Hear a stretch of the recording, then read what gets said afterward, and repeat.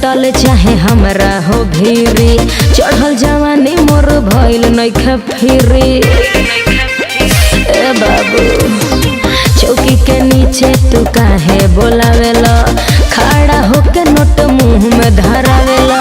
केहू के हिम्मत नइखे हमरा के नास दी।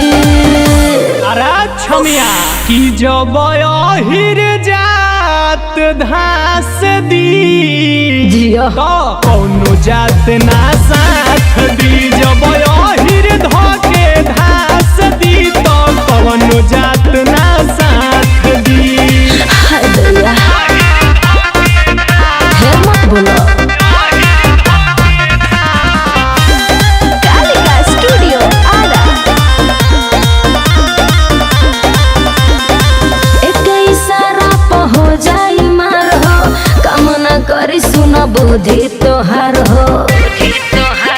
का बुझलो अहिर के आगे कोनो बोले ना बढ़ के, आँख देखाई तो रेल दे हम चढ़ के।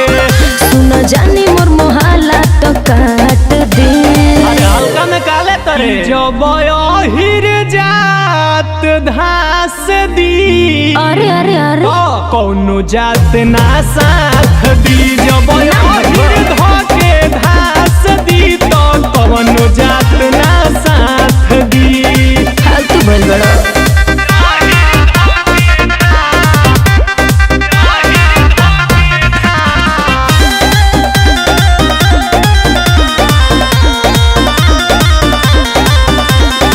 मानी जा बात हमर सरवन देहाती, हो जाई मार मिथुन आजो के राती।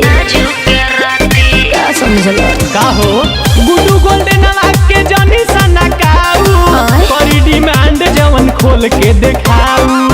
मन करे कि ओढ़नी से फांस दे।